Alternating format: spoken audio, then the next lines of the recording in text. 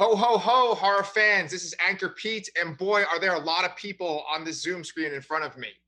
I am here with the usual two elves. I got Mr. Danny down there, DrZaiusGoD on Twitter. He's stroking his Santa hat. And then down there with the other gremlins is Chris, future boy Chris.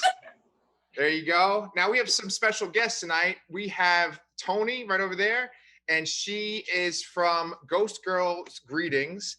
And then below her is Laurie, and the two of them together run this awesome company where they make some really awesome horror themed merch. So guys, welcome to the show. Thank you. Thank you. Yeah.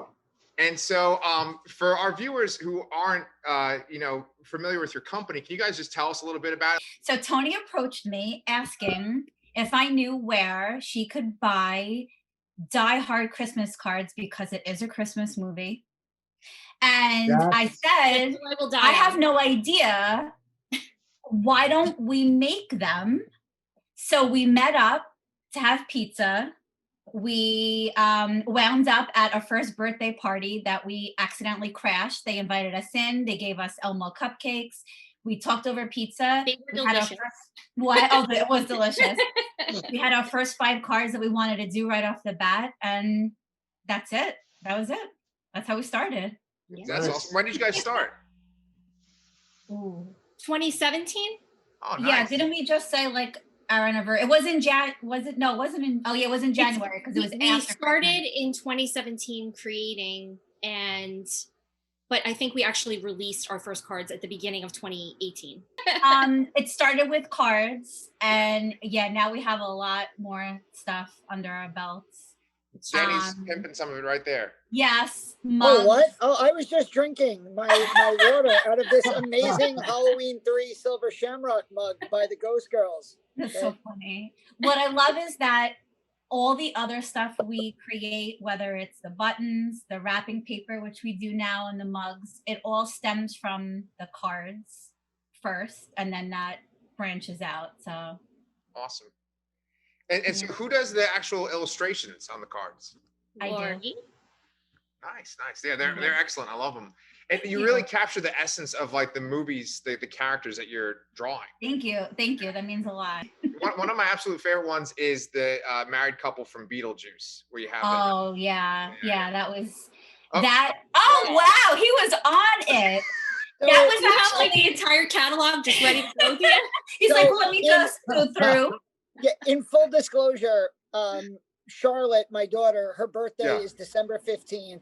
So between Hanukkah, Christmas, her birthday, my anniversary is at the end of January. So I kind of went Black Friday crazy and I bought 6 or 7 different cards from them, including this is going to be my anniversary card. That's perfect. All of my Ghost Girl greeting purchases, like I haven't used them for any of their intended purposes. Like I used them once, and then I'm like, I'm going to clean this. It's going to go on the shelf. No one's going to touch it ever again. All of the cards are filed nicely in a bin. I'm like, are you going to give that to someone? I'm like, I'm not giving this to anybody. This is for me, you know? And that's another thing, like Toni and I love cards, greeting cards in general. Like I buy myself cards because I like the art and I keep it.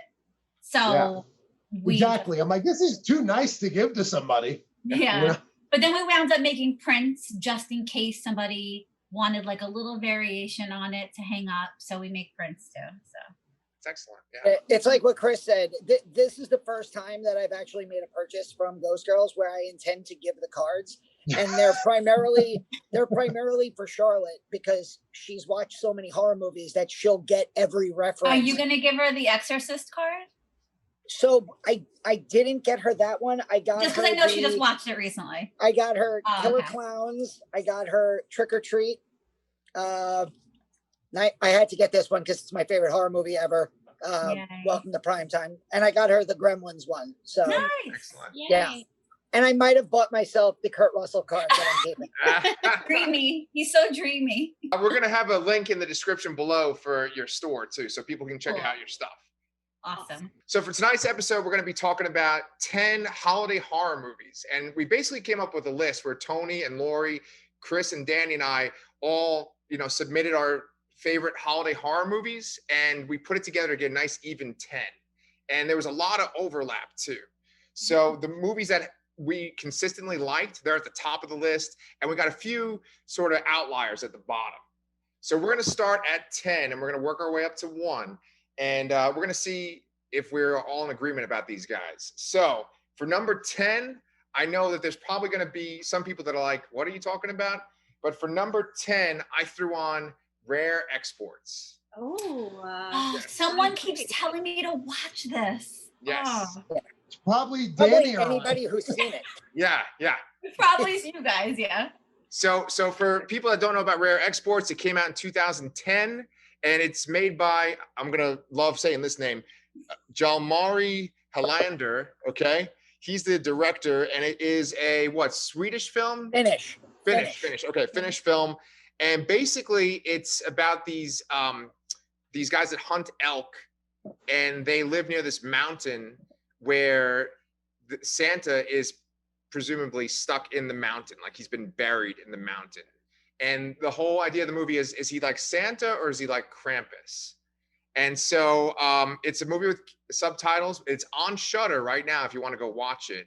So we don't need to spoil it while we talk about it. But I put it on there because I know that Danny liked it, Chris liked it. I just watched it like 4 days ago. And so what do you guys have to say about Rare Exports? This is probably my number 1 or 2 favorite Christmas horror movie. I love it. I've watched it about 3-4 times. It's one of the most unique takes on Santa Claus, on elves that you'll ever see. It's genuinely scary. It's also kind of funny in a way. And I know a lot of people get turned off by foreign horror or just foreign films in general. You know you can read. We believe in you. Watch the damn movie. It's really freaking good. What about you, Chris? Actually, I saw this for the first time. It was on Netflix, and it was, I'm not even sure if Danny had seen it at that time. I feel like if anyone would have recommended, Danny and I recommend stuff to each other all the time. And over time, we start to lose track of who recommended what. But I remember this being on Netflix like when I first got Netflix. So it was quite a few years ago, and just blown away by it. Like Danny said, if you can read the subtitles, don't let that be a barrier. Don't let that stop you. This film is really one of a kind, and probably something that an American version would just ruin. Absolutely. I agree. And so, Toni, have you seen it? I did. I watched it last year. Mick Garris actually was tweeting about it. And so one day last year, I remember sitting and watching it, and I was like, this is really crazy creepy. Like I wasn't expecting, I don't know what I was expecting. I love foreign horror. I think it's awesome. I think it's, underappreciated by a lot of horror fans. And it's a really good choice. I don't know what to say about it without really giving anything away. I will say that there were quite a few scenes in the film that had me kind of like taken back. I really enjoyed it. I want to watch it again. Like I don't know. I don't remember every like little nuance, completely from only watching it through the one time, but it's definitely something that I want to revisit. Nice. So yeah, it's funny. I don't want to give away any spoilers, but if you are comfortable with naked old men, that was the scene. That was one of the scenes I was referring to. Who isn't? The next movie is another kind of, I'm not going to say it's like a gory horror movie or anything like that. So this isn't like a thriller, but it definitely has horror elements. And one person on here said that he has a point that once he says it, he's going to drop the mic. And the movie that I'm talking about is Scrooge from 1988. Oh, yes. I didn't think that it would be horror. Like a true horror, but it probably really is. I mean, when you think about Scrooge, and again, we were discussing this earlier. When you think about Scrooge, at first thought, you're like, no, of course, A Christmas Carol is a classic ghost story, but Scrooge has so many horror elements to it, especially in terms of gateway horror. It's one of those films that I think for a generation, gateway horror. There are scenes in that creep the hell out of me. The souls coming out of the Grim Reapers behind his lungs, reaching out. It's so Tim Burton. Michael J. Pollard, the character Herman, the homeless guy, down in the sewer the thought still, it gives me goosebumps. It seriously creeped me out as a kid. And it really is it's just a dark comedy. Very, you know, and again, if you want to make an argument that it's not horror, it is absolutely horror adjacent. It's right there. I think it's close enough to make a list because it's creepy, it's scary, it's gory. You know, there's an eyeball floating in a glass, and then there's their old boss, Lou Hayworth, a mouse comes out of the back of his skull. There's a lot of really, you know, ooey gooey, creepy shit in there. See, he didn't drop the mic though. He didn't do the drop the mic part. It's very, very busy day. I don't remember what I said earlier. Could you? So the thing that Chris said, right? The thing that was the mic drop moment was that it's directed by the guy that directed The Omen. That's right. And see, Chris educated me because I love Scrooge and I love Superman, right? And I didn't realize that freaking Richard Donner directed Scrooge and The Omen. So that kind of blew my mind today. Chris blew my mind. And another genre Christmas classic, Lethal Weapon. Yes, there you go. There you go. It's based on A Christmas Carol, which is essentially a horror story anyway. It's Charles Dickens wrote A Christmas story? A Christmas story. Yeah. Okay. Yes. The famous words, "You'll shoot your eye out." Yeah. Yeah, that's Jacob Marley shoots his eye out. That's what he does. But yeah, I mean, any version, like you could have said the Muppets Christmas Carol was on this list, and I would totally have bought it. And Scrooge does have those moments that are like Chris mentioned this is gateway horror. This is like on the edge of gateway horror because there is some legitimately, aside from some foul language. I remember my parents didn't like me watching this when I was a kid because there was a lot of bleeps. But I love Scrooge, and I genuinely think like they've actually done in the last couple of years, they've done some pretty legit horror takes on A Christmas Carol. So just that story in general deserves to be on this list. Mm. Yeah. It was the best of times. It was the most fragile of times. Yeah. So wait, it's one of my favorite Christmas stories. I mean, Bill Murray is so classic in the film, but I think actually my favorite things about the movie is, I forget the character's name, so don't shoot me, but the guy who he fires in the beginning of the movie who comes back, he's the voice of Bobcat Goldthwait. Yes, it's Elliot Loudermilk. Thank you. I enjoy him so much. Like, I think the whole entire exchange with them is very cartoonish, like something you would find in a Warner Brothers cartoon.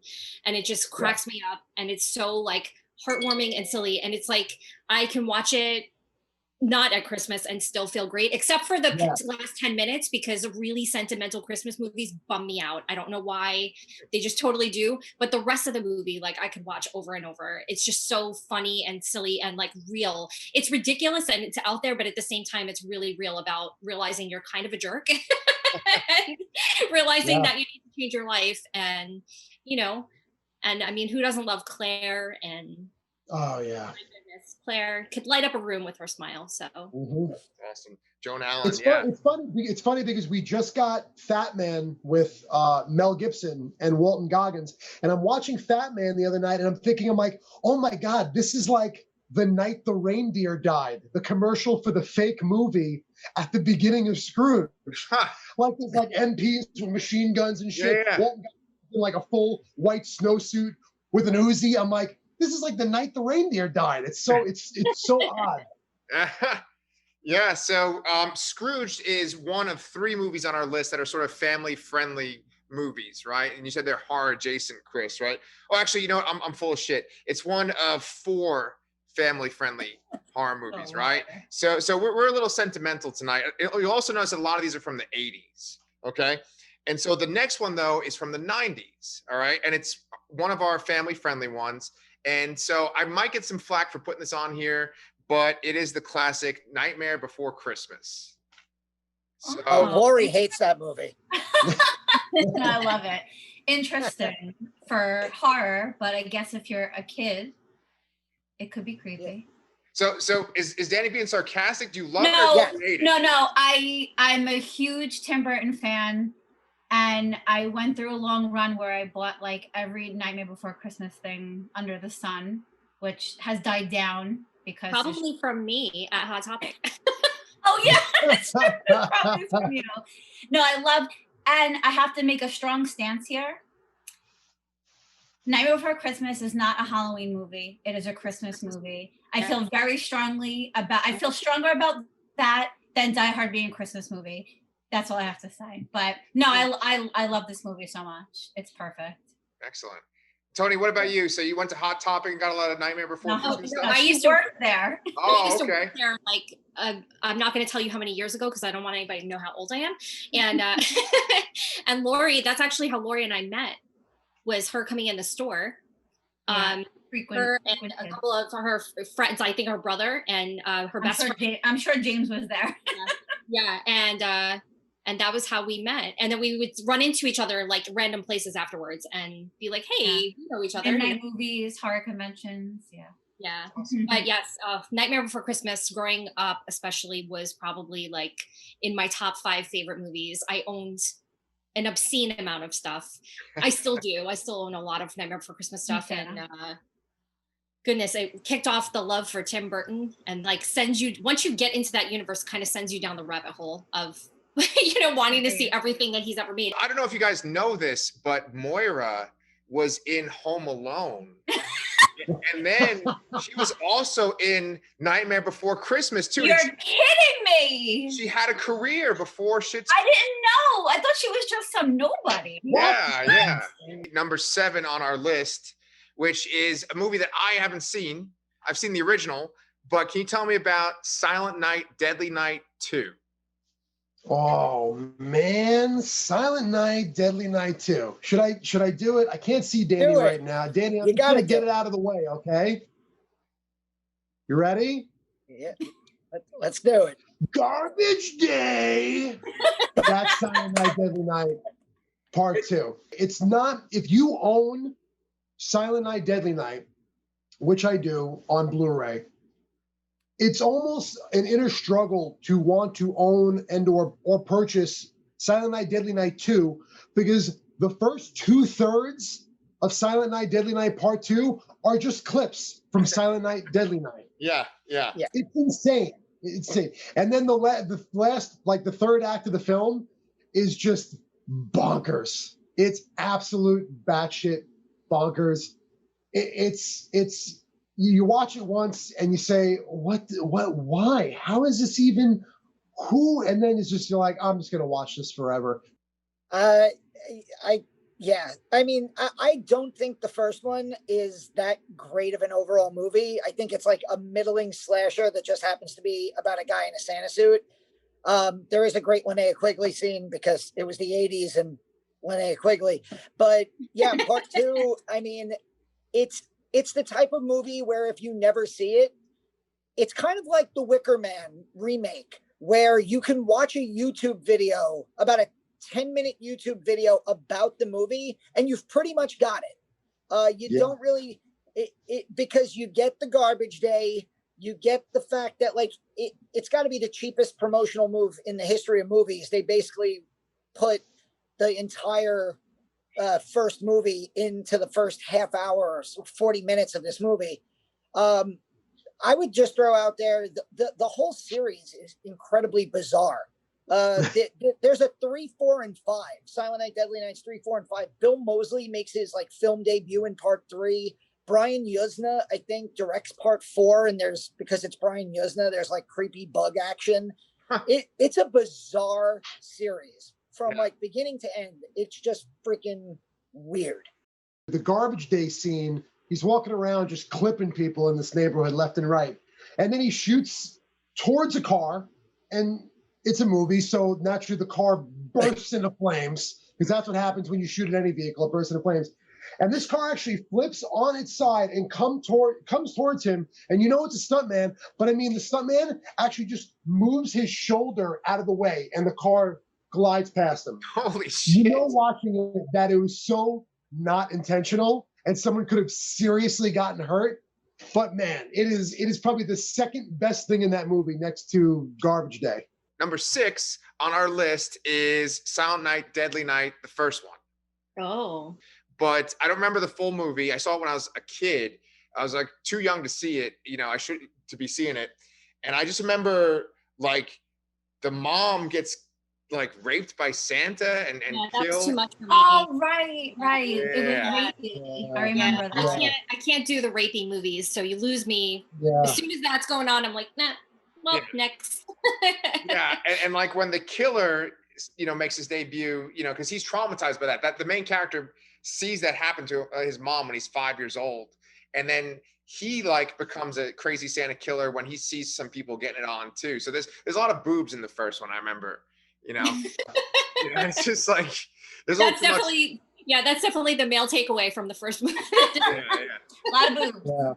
Yeah, my dad had a very laissez-faire attitude with what I took out from the video store. So my memories of this movie are literally the VHS box with Santa Claus climbing down a chimney holding an axe. Like that is embedded in my mind. And Linnea Quigley. That's pretty much. Yeah. And she of course gets mounted on a set of antlers. Which I'm just convinced that the Lost Boys stole that scene from this movie. Mm-hmm. No, I'm kidding. But yeah, that's pretty much all I remember. And this movie is more famous for like the campaigns by parents against it than it's actually famous for being a good movie, because it's really not a good horror movie. Didn't they do it on Last Drive-In? Because Darcy got impaled on the antlers. They probably did a thing. I mean, Darcy is always good for an 80s cosplay. Oh my God. Drive-In.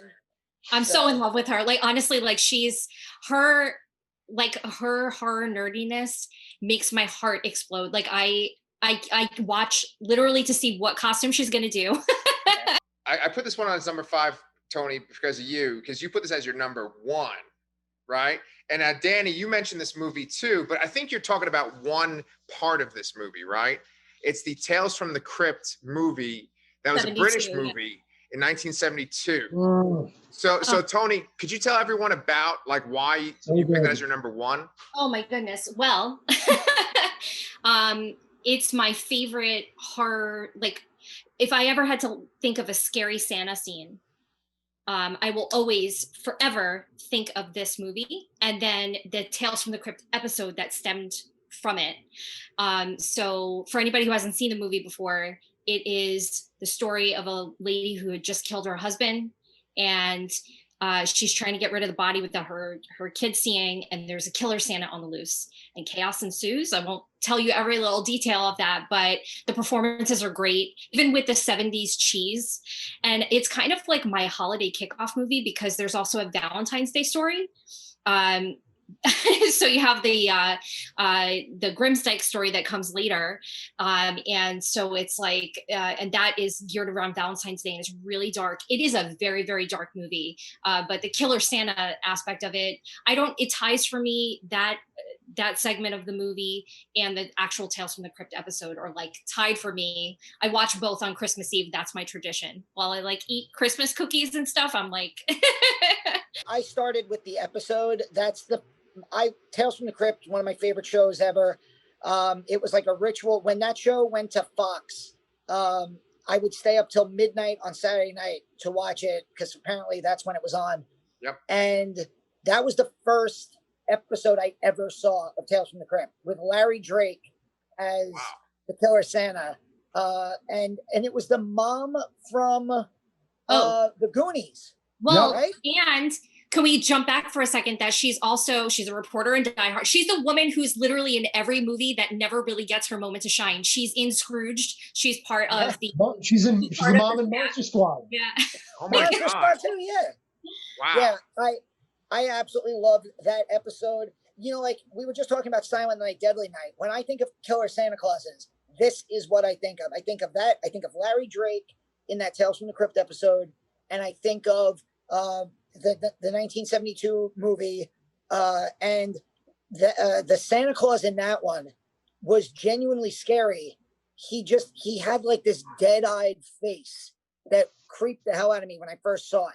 Well, you know what? I have never seen it, and so I'm gonna definitely have to check it out. You know, whatever it's streaming on. But for number 4, I haven't seen number 4 either. And number 4, Laurie, this was your one choice that you said you really were into, right? My one and only contribution. So can you tell us why Better Watch Out is your number 1 contribution? I love it because it has a lot of Home Alone vibes on purpose. I mean, in the beginning, well, really quickly, it's about this little shit kid who, all right, Chris, little shit, and he needs a babysitter, and he wants to scare her because he likes her and thinks that will help, but he pretends there's an intruder, and a lot of shit goes down. He winds up tying her up.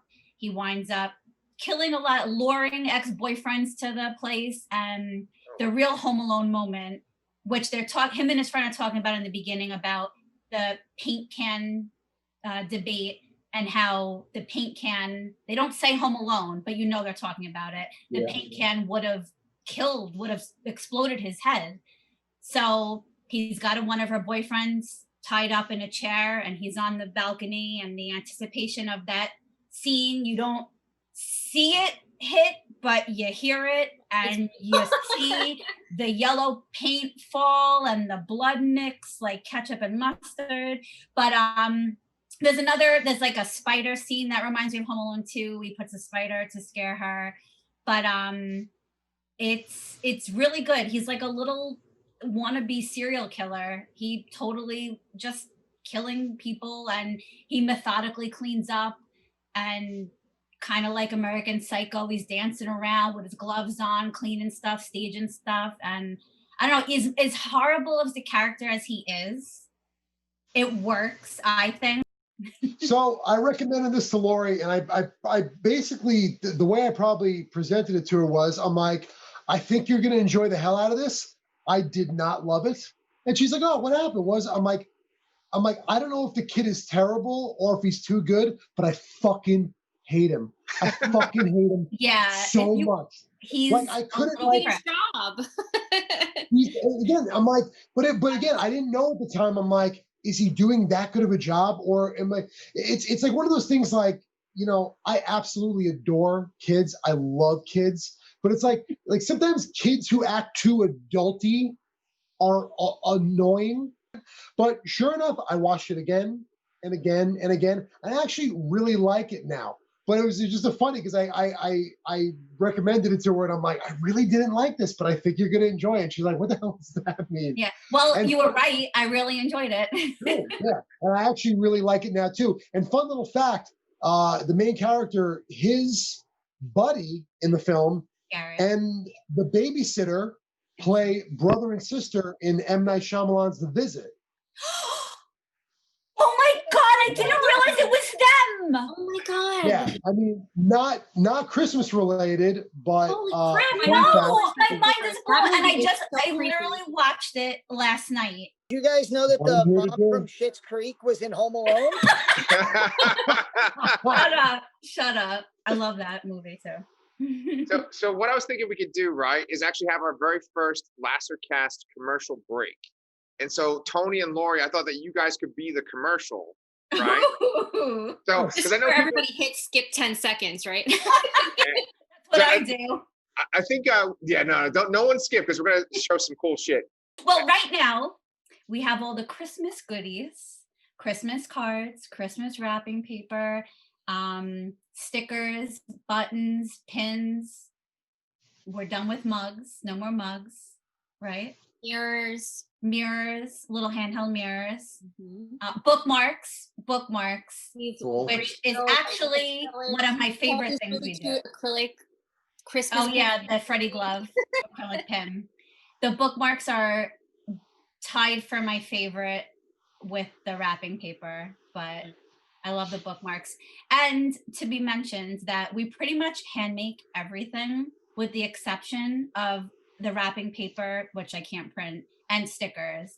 But the bookmarks are truly a labor of love because a lot of work goes into the bookmarks, a lot of steps. But I love them. And yeah, we have more than just Christmas wrapping paper, birthday wrapping paper, just in general wrapping paper. We have lots of holiday stuff, but we also have tons of greeting cards and stuff that are geared towards fun horror birthdays. So if you have a a horror fan in your life whose birthday is coming up, we just released a new card that is inspired by Poltergeist. That might be one of my favorite cards we've ever done. It's really fun. So awesome. It makes me laugh. Yeah. And there is a couple, we do pepper in non-horror. There is 2 Jurassic Park cards happen, Jeff Goldblum is on one, so that's a winner. And Back to the Future, Valentine. We have a lot of Valentine's Day cards, so definitely, and we have so many more Valentine's Day cards in the works, so many. We're already you know how you have to work so ahead of the game, so. Yeah. We were talking about Valentine's Day on Halloween. I know, we really were. Yeah. We have want to just throw out there our new New Year's Eve or New Year's card, which is very fitting because it's 2020 is on a tombstone because it sucks. Yeah. So yeah, throw that out there. So you said you were talking about Valentine's Day in around Halloween time. What are your discussions like? Are you saying oh, I really feel like making this type of picture? I'm really into Jurassic Park right now. I'm really into. Yeah, it goes. We have once a week. We have a brainstorming session, but we are constantly texting each other. Obviously, ideas. Yeah, I'm texting Laurie. And she's ignoring me for 5 hours. No, Toni comes up with a lot of really good ideas. As you can clearly see, she has the better memory. She can whip quotes right out of her ass. This girl knows movies like nobody's business. And she's extremely funny and silly. So she sends me all the extremely funny, silly shit. And when I'm hysterically laughing and she's hysterically laughing, we're like, this is definitely the way to go. For Valentine's Day, we were just trying to come up with just some, either we think about the movie we want to hit first, or Valentine's Day is clearly the holiday, but sometimes we're like, okay, we don't have any thank you cards, so let's see what we could do. Toni has a running list of ideas that literally from the beginning that we just never got to, of just ideas of movies we want to hit or quotes we like or whatever. She keeps all that in her filing cabinet.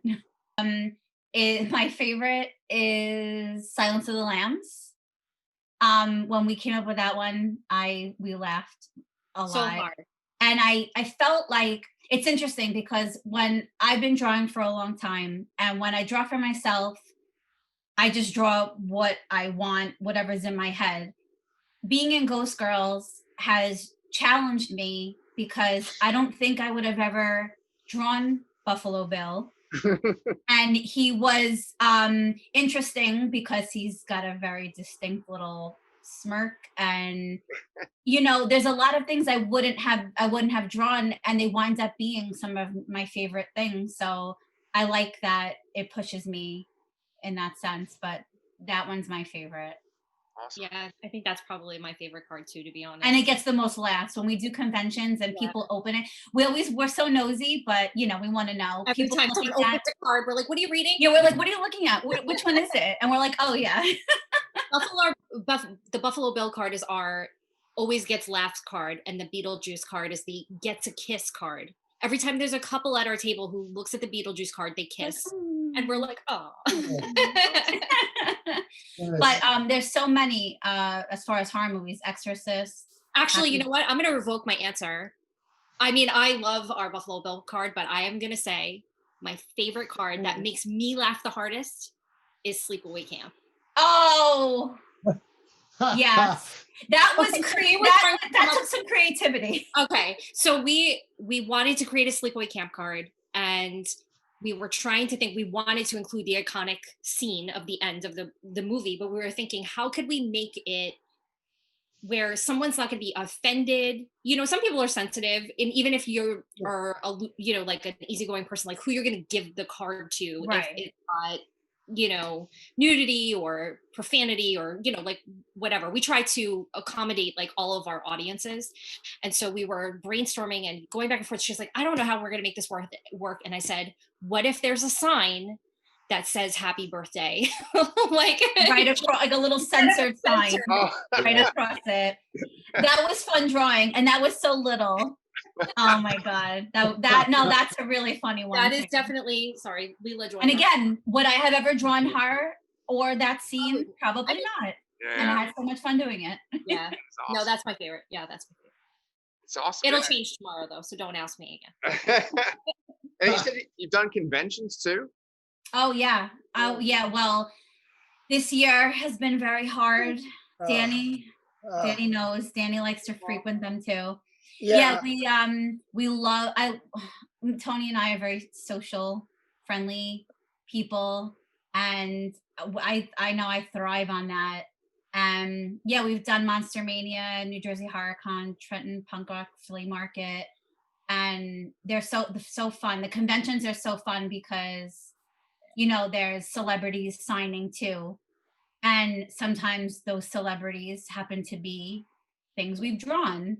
So we love to sneak away and give them the cards that we've drawn of them. And it's really, really rewarding, their reactions. Speaking of the sleepaway camp, when we gave that card to Phyllis, oh my God, she cried. She literally cried.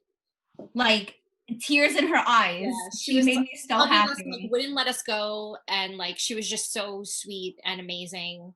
And we met so many good people. Sick as a dog when we met her too, and I was like, I remember you. Oh my God, yeah. Anyway, she was like, she's just wonderful. But I mean, I think every person, we've been very lucky in that every single person that we've met at conventions who we've characterized for cards has been so welcoming and like you know, like just in awe of the fact that, I mean, I'm sure that they see a lot of fan art, and they probably see a lot of really creative things from fans that they must come up and say, hey, I need this sculpt of you, or, you know, whatever it might be. But there's something about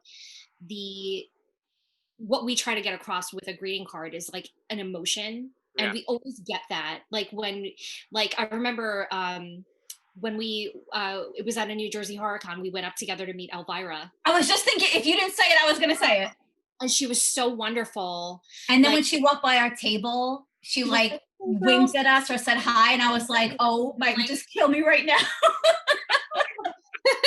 The Will Smith faint, you know. Yes, definitely. Oh, good. I'm glad you brought that up. I mean, and that's really cool because it's like, for the most part, we've always gotten to meet everybody together. Like when it happens, like PJ Souls was really amazing. When we gave her a Halloween card, and I mean, Heather Langenkamp is like, she was like, we talked to her for like ever. What? We talked to her for like ever, and she's like, "Oh, can you give me more of these stickers?" Yeah, we made stickers. We made stickers of her with the Freddie tongue phone, and we were like, "Yeah, I ran. I got her more stickers." So, we did a card of Haunting of Hill House. We did the Bent Neck Lady. And Mike Flanagan had retweeted it. He's amazing. And we both nerd out over just him and his wife. And they're just both amazing people and creators. And but wait, before Toni went, I went to go, Kate was there. And I went to go talk to her. I chatted with her. There's one of the instances where Toni and I couldn't be together because we had to man the table. And then Toni goes I see her, she comes back and I'm like, how was it? And she was like, it was amazing. She's so cute. Wait until you meet her. She's like incredible. And I'm like, oh my God, I can't wait to go meet her. And I said, did you give her a card? And she was like, no. And I was like, okay, I'm going to bring a card. Do you care? And she was like, no, like bring the card. So I go up to bring the card and I'm thinking she's going to be like, okay, great. You know, whatever. She's like, oh my God, this is awesome. She's like, hold on a second. And she picks up her phone and she calls Mike Flanagan and FaceTimes me with Mike Flanagan. And he's on the set. I think he was on the set of Dr. Sleep. Okay, I was literally shaking. My eyes were welling. He's like, "Hi, how are you?" And I was like, blah, blah, blah, blah, blah. Like, what? So I run back to the table. I'm like all excited, but then I'm like, oh my god, Laurie's like so sad because now she wasn't there for that. Toni was so afraid to tell me, and I mean, and I was so happy for you, but that really hurt. But I'm so happy that it happened to one of us at least. Then later, Kate Siegel comes back to our table. She not only buys something, you know, she comes and converses with us about it. She says it's going to hang in their horror room near the Oculus mirror. My bent neck lady photos next to the Oculus mirror. I don't know if you guys know this, but we kind of like Mike Flanagan here on the Last Podcast channel. The last When one. she I'm a blubbering moron, but you know what? I redeemed myself. That like I felt really bad because we want to experience those things together. Like when we can, it's hard sometimes, but I went and because I do the tweeting. Laurie's not a Twitter. I don't know tweet. So, she's the Twitter gal. And so I tweeted at Mike Flanagan, just being like, "Oh my god, like we just met your wife. She's amazing, but." Both of us weren't together to FaceTime with you, and it would be so awesome if you like actually checked out our artist. And he like retweeted. You retweeted, yeah.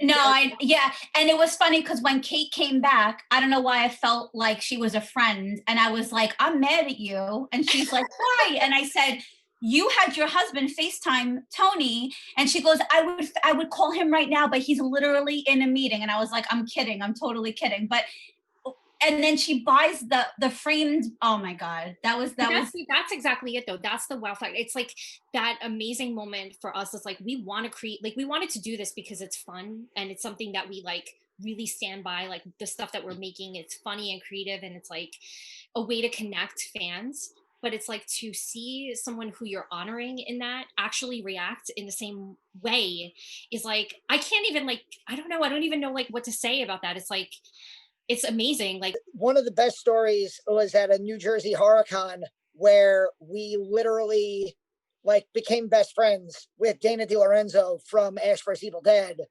And there's an entire like Ash vs. Evil Dead line that the Ghost Girls have on, which is amazing.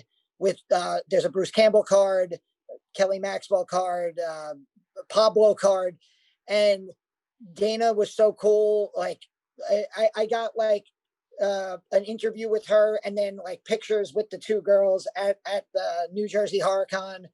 It was like hanging out with a friend, and that's how it is at these conventions sometimes. Like she's like the coolest person ever. Like she literally just I tweeted at her just saying, "Hey, you're really awesome. Like we're celebrating Women in Horror Month and you rock."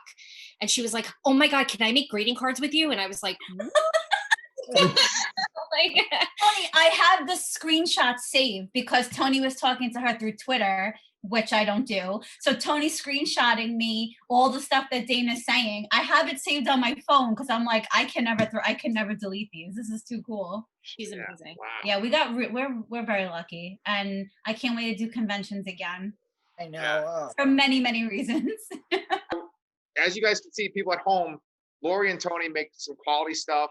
And like people that are in the horror industry, which we all love their work too. So it's definitely worth checking out. It's definitely worth getting stuff for your loved ones who appreciate horror the way that they do too.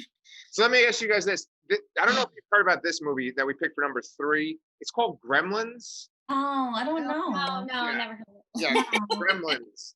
Is that the little critter looking things that roll around? Yeah, they're in like a big ball. Yeah. No, so let me ask you this: do you guys have a Gremlins card or like bookmark? We sure do. Card and enamel pin. Oh, it's right there. The little gizmo with the Santa hat. Yes. You know, this episode is basically like the home shopping channel, and Danny's like the model. So it's up. There should be like a number on the bottom. Little QVC action. Yeah, nice. Yeah. Oh, I know nothing about Gremlins. I'm just a poser. Moving on. No, Gremlins is one of those films that you'll still find people that argue. I don't know how they do that. Not only it's not a Christmas movie, that it's not a horror movie. What? Oh, it's a comedy. I'm like, what are you even saying to me right now? It's all of those things. It's horror. It's Christmas. Christmas, it's comedy. Kingston Falls is clearly Hill Valley from Back to the Future, just covered in snow. And it's one of a kind. I mean, it was the beginning of, like we were joking before about critters and trolls, but those movies don't exist without Gremlins. Mm-hmm. And it really is just I mean, if you want to talk about scary, to this day, one of the most effective scenes in that film is Phoebe Cates' story about her character's story about her father. Mm-hmm. Is terrifying and incredibly sad. And even as a kid, I was probably just like, well, this is a downer, but as an adult, I'm like, wow, man, that's really effective. And you just have a bunch of great character actors and just so many great set pieces. The Gremlins in the bar, the swimming pool, watching them watch Snow White. It's Gremlins. It's fantastic. Yeah. Joe Dante. Well, for number 2, this was on Tony's list as well. Number 2 is our second time where we have an evil Santa on our list, another family-friendly one, and we have Krampus. So, Tony, why is Krampus on your list? I think it's a beautifully shot film. It's like one of those movies where you really get lost in the set of the film. Like you're really in there with the family. You feel the tension. It's everything that I always hated about Christmas. like those awkward moments where you're stuck. You'd rather family. kind of just, yeah. And I mean, Toni Collette could just read the dictionary to me and I would watch it because I'm so glad to be her namesake because she's the most incredible. She's on the corner of my ceiling as we speak. Always, forever. Okay. She's in my bedroom now on the ceiling. Yeah, but I love how whimsical it was. It didn't take itself too seriously. It's a creepy movie. The atmosphere of it is completely creepy, but then you have, your killer gingerbread man. And then on the other side of it, you have that scary, whatever the hell it is that opens up its mouth. Jack in the Box? Terrifying. Oh, yeah. I just actually rewatched the movie a couple of weeks ago because I was doing a painting based on the movie. And I was like, damn, that scene is so scary. It's one of those things where I feel like every time you watch it, you catch a new piece about it that you never saw before, at least for me. Also, Adam Scott. I mean, who doesn't love it? Yeah. Good point. Yeah. Best. All right. Well, you know what? That brings us up to number 1. And I'm guessing you guys can guess what number 1 is. What beat? What it better be. It's Red Christmas. It's the Black Christmas remake.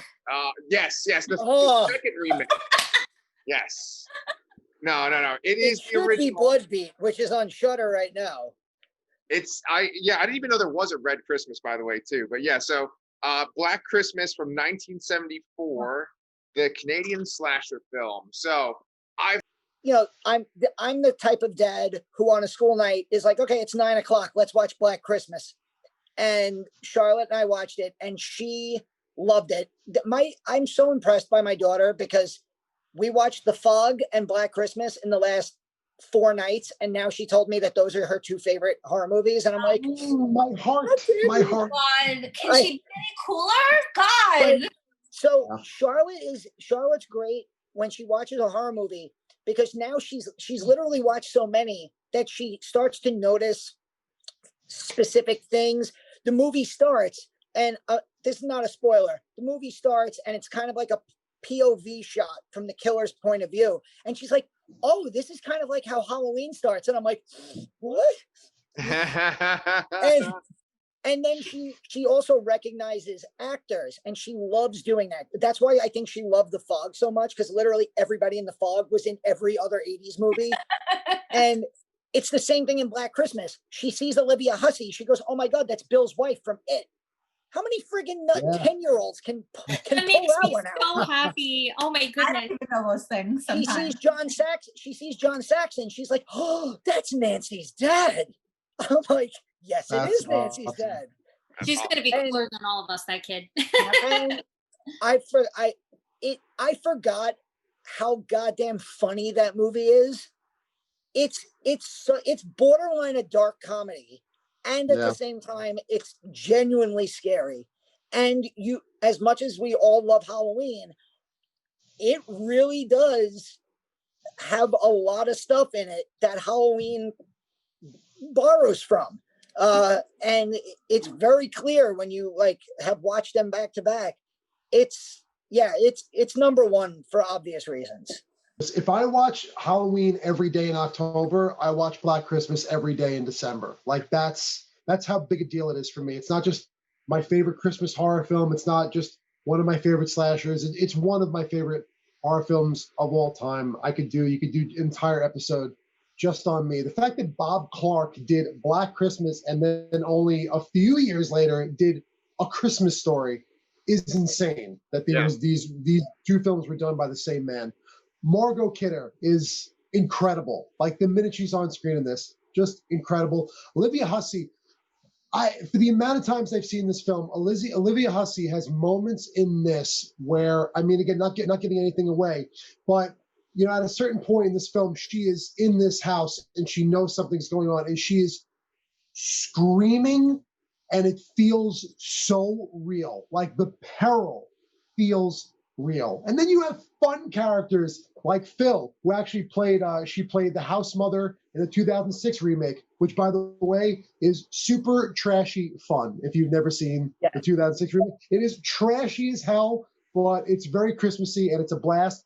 And talk about like the comedic relief. Mrs. Mack is hysterical. She is that mother. Pulling the alcohol out of the toilet. Charlotte was hysterical. All over the house, closets, boots, the toilet tank. It's just she's the hand on the poster. She's a complete lush. But again, this film is generally scary. It holds up. It holds up. Laurie can attest to that. Seeing it for the first time now, it holds up. And I'm glad for her, with so much hype built behind this thing like a fucking rocket. That's why I was so I'm like, what if I don't like this? But nope, I loved it. Wow. It's one of those movies in December where you just kind of have to watch it on repeat. It's like where you give the what about, when somebody says, what do you think about Black Christmas? And it's like, you give the what about Bob's speech and you go, the mashed potatoes and gravy, Marie. That's awesome. It's honestly it's one of those films that really still, I don't even know how many times I've seen it at this point, and it still gets under my skin. Like if I watched it right now before bed, like I genuinely will still need like a palate cleanser when it's over. Oh, wow. And it's I have a thing about voices, like distorted voices really bother me. They scare the hell out of me, and it's so simple and effective. It's not like a voice changer. It's somebody who you can feel their sickness, like kind of in their voice, that it's like that's real. That to me is like way scarier when you know someone, like a real person could be doing what's happening in the film. Mm-hmm. Supernatural films scare the hell out of me also, but like there's something about knowing that movie could realistically like take place. Yeah. You know, in the 70s. Nowadays, people would have texted each other and been like, "Where are you, bitch?" You know, like. Yeah, cool. Well, thank you guys for coming on, and we had a great time. And people are gonna be dumb if they don't go down and check in that link in the description below for your site. But yeah, and thank you so much for being with us for this holiday discussion. Yeah. Thank you.